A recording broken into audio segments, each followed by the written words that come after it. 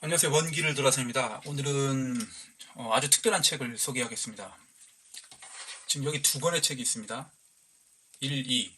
아돌프 히틀러 결정판입니다. 즉 아돌프 히틀러라는 20세기의 가장 대단했던 인물에 대한 전기나 다름없는 그 일대기를 기록한 책입니다. 저자는 존 톨랜드입니다. 이분은 퓰리처상 수상 작가입니다. 그의 방대한 자료 수집을 바탕으로 해서 이와 같이 두꺼운 책이 만들어졌습니다. 1권은 약 850페이지고 2권은 650페이지, 도합 1500페이지 분량의 아주 두꺼운 책입니다. 그러나 1500페이지에 해당하는 분량임에도 불구하고 읽다 보면 독자는 느낍니다.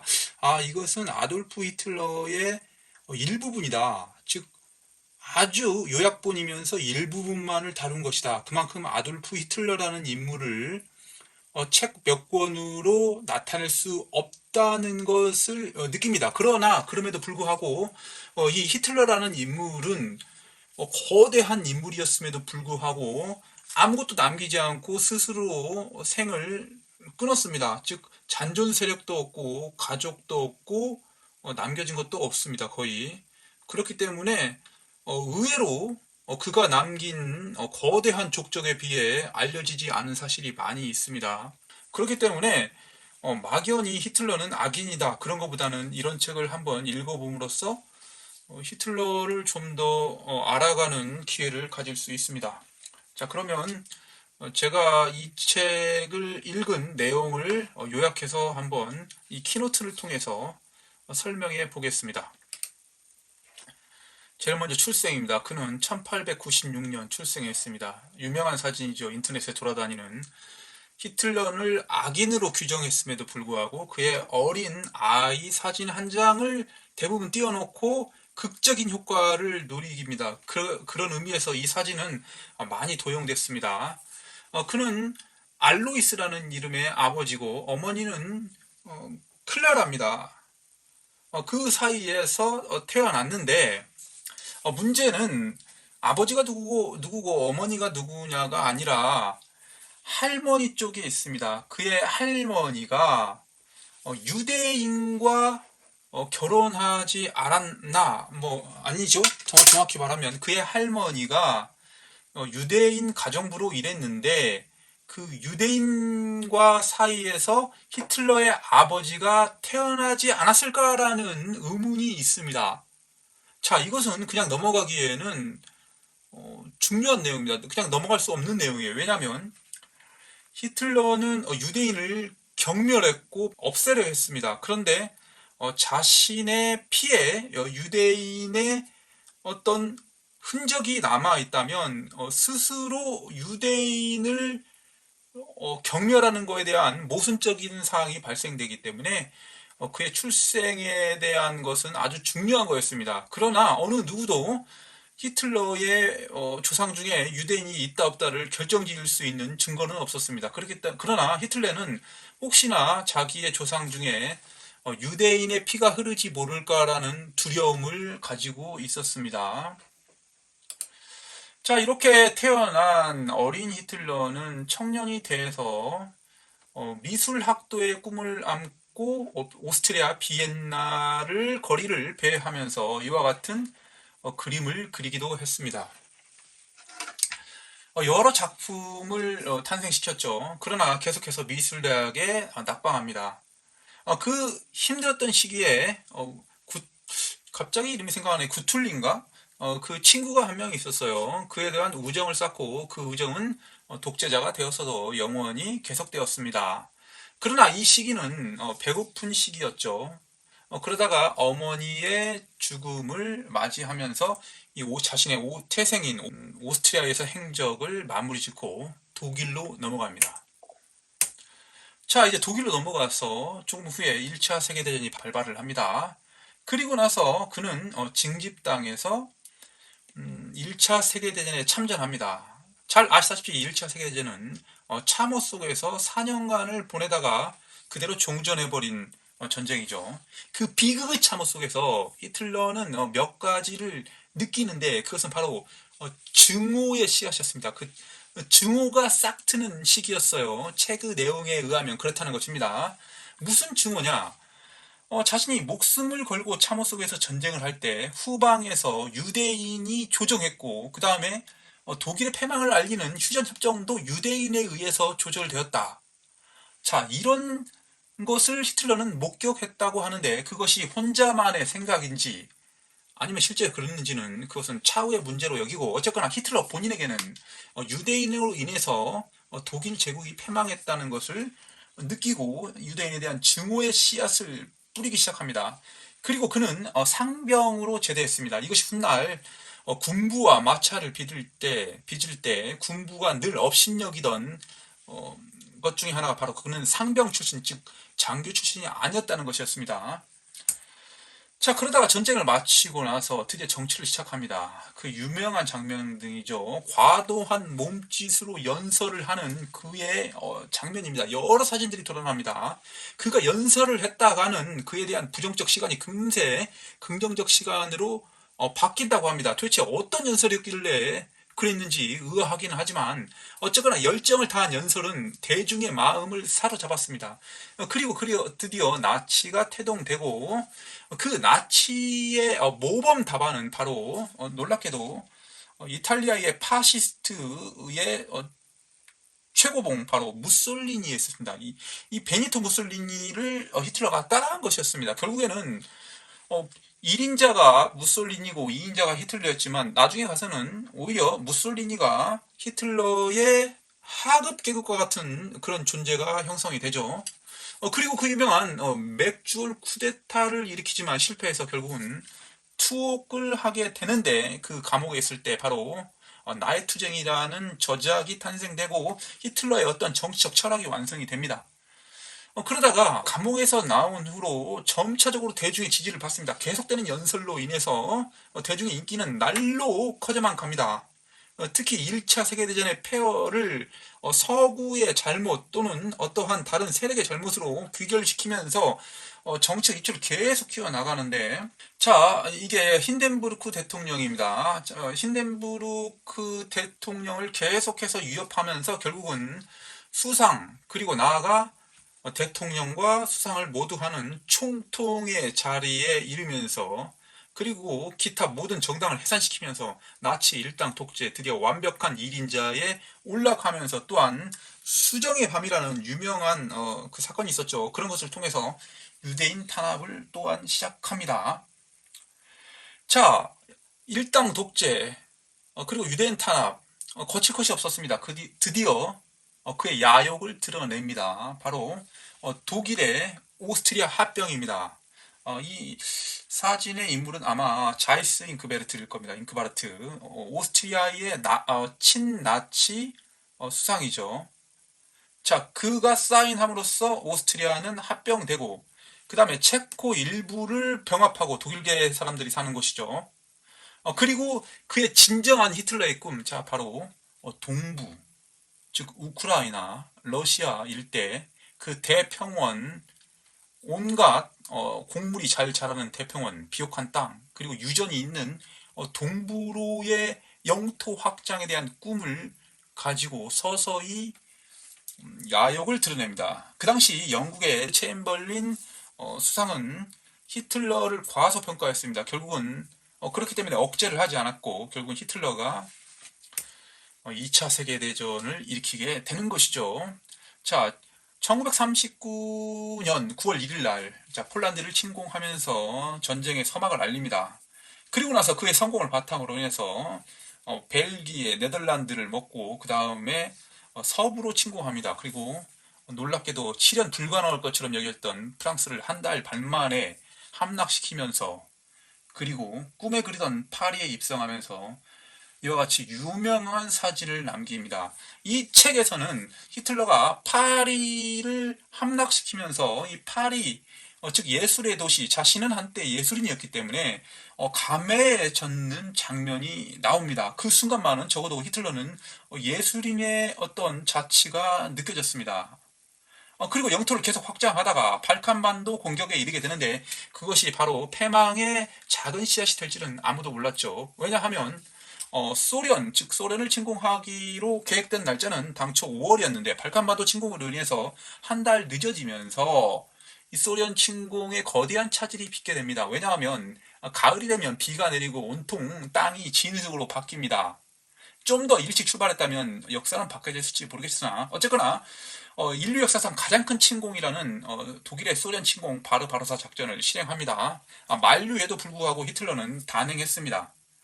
그리고 나폴레옹이 저지른 실수, 즉 러시아 모스크바 침공의 후퇴 그것을 반복하지 않겠다고 했으나 결국은 겨울이 왔습니다. 동장군과 라스푸티차라는 진흙이 모든 독일군의 발목을 잡고 결국은 전쟁은 일방적인 진군에서 공방이 되었고 나아가 스탈린그라드에서는 남부 집단군이 괴멸하면서 축이 무너집니다.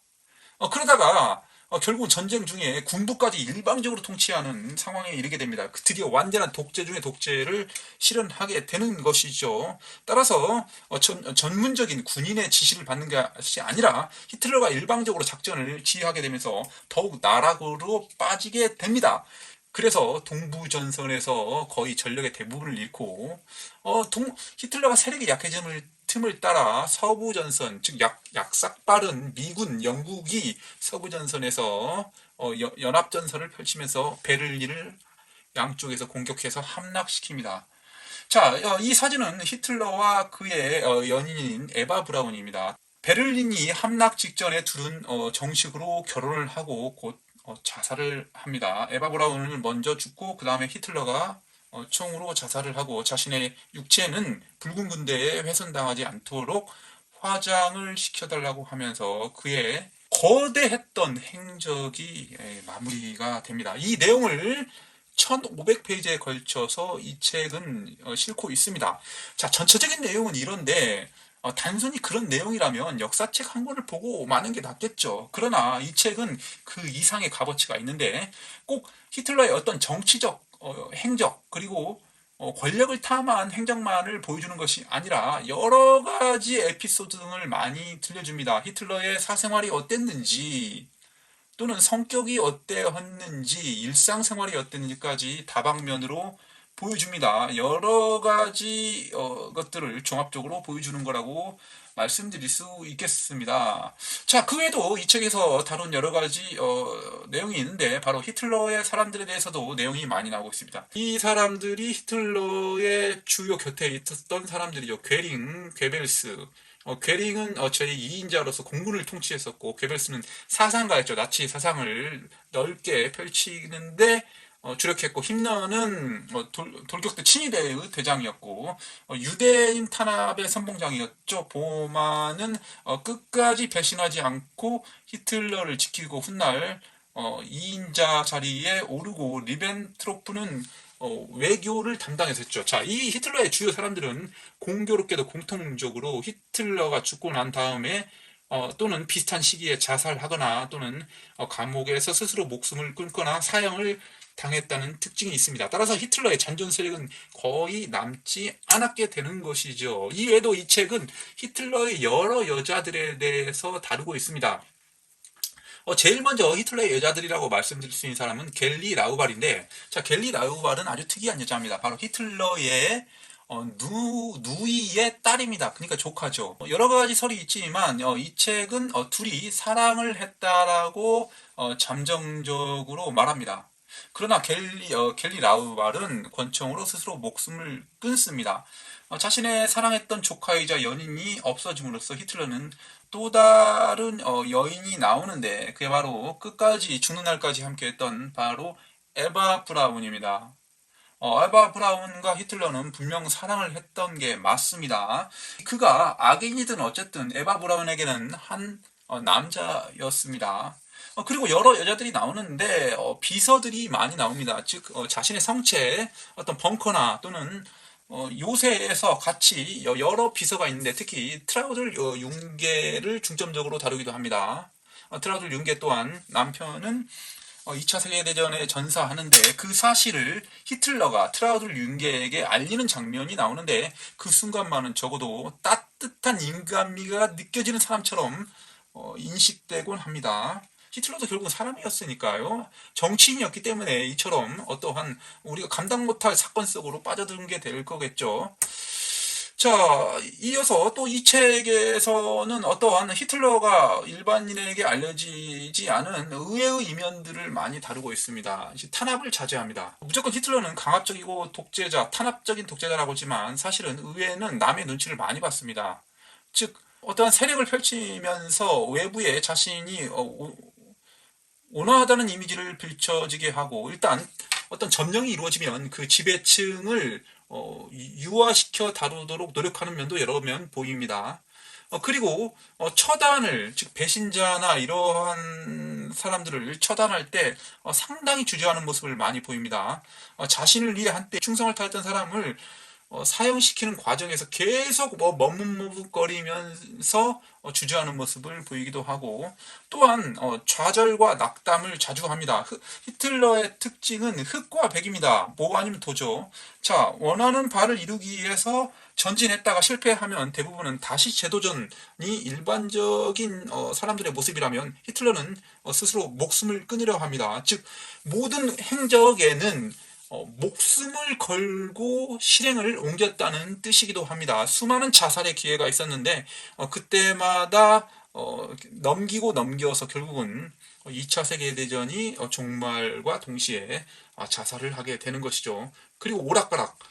자, 결단력이 있어 보이지만 상당히 우유부단한 모습을 많이 보입니다. 그것은 사소한 정책부터 커다란 정책까지 특히 외국 정상과의 회담이나 또는 주요 인물과의 회담 중에서도 이랬다 저랬다 다시 회의를 재개하면 아까 한 말 뒤집고 여러 가지 모습 등을 보입니다. 결국 뚜렷한 자기 주관이 있는 것 같기도 하면서도 결국은 타인이 어떤 시선으로 바라볼까에서도 많이 지배를 당합니다. 자, 특이한 독재자 부분은 일반적으로 제가 알고 있는 독재자 등은 개인 재산을 불리는데 사리 사욕이 많습니다. 그리고 수많은 2세들을 낳았습니다. 그리고 정권이 말기에 도달하면 망명을 하거나 도망을 갑니다. 그러나 히틀러는 그러지 않았습니다. 일단 재산을 모으는데 별 관심이 없습니다. 거의 대부분의 재산은 나의 투쟁 저작권료였습니다. 또 자손이 없습니다. 이 책에서 계속해서 강조하는 것이 히틀러는 절대 아기를 낳지 않는다는 것입니다. 후손이 있다면 어떤 자신의 의지를 펼치는데 제약이 있다라고 스스로 말합니다. 그리고 붉은 군대와 연합군이 베를린을 조여오는 과정에서도 히틀러는 끝까지 부하들은 피신하라고 하고 자기는 절대 도망가지 않고 스스로 제국과 함께 마감을 짓겠다고 말합니다. 그런 점에서는 다른 독재자와는 상당히 달랐던 것 같습니다. 아마 상상을 해봤습니다. 저 북쪽 저쪽 독재자 김씨 가문은 만일 정권이 무너지면 히틀러처럼 자살을 할 것인가? 아닐 것 같아요. 중국으로 망명을 하거나 어떤 도망을 갈 것 같지 히틀러처럼 자살을 할 것 같지 않습니다. 그런 점에서 히틀러는 상당히 특이한 독재자라고 말씀드릴 수 있습니다. 자, 이상이 제가 이 책을 읽고 줄거리나 또는 느꼈던 여러 가지 소소한 특이한 내용들을 말씀드렸습니다. 분명 히틀러는 20세기에서 가장 대단했던 인물은 부인할 수 없는 사실입니다. 비록 그의 행적이 어떤 비극과 악으로 대변되고 있지만 그러나 이러한 인물 또한 지구상에 존재했고 20세기에서 한 커다란 획을 그었기 때문에 우리는 히틀러를 한번 알아볼 필요가 있지 않나 저는 반드시 그렇게 생각합니다. 자, 이 책 두껍고 때로는 지루하기도 하고 때로는 약간 내용이 복잡하기도 하고 번역 또한 대부분 전반적으로 만족스럽지만 어떤 특정 부분에 대해서는 매끄럽지 않은 부분도 있습니다. 그러나 어떤 누가 번역을 했더라도 이 정도까지 다다르는 것은 쉽지는 않을 것입니다. 저자 또한 대단했지만 번역자 또한 대단했다고 느낍니다. 마무리하겠습니다. 이제 아돌프 히틀러 결정판은 방대하고 두꺼운 책입니다. 그러나 반드시 한 번은 읽어봤으면 하는 책이라고 생각합니다. 히틀러가 악인이었다고 평가받기 때문에 더 한번 읽어볼 필요가 있다고 생각합니다. 뭐 제가 더 이상 설명해봤자 필요 없겠죠. 읽어보는 게 더 중요하지 않겠습니까? 그렇게 가독성이 나쁘진 않습니다. 생각보다 오래 걸리지 않으니까 꼭 한번 읽어보시기 바랍니다. 먼 길을 돌았었습니다. 감사합니다.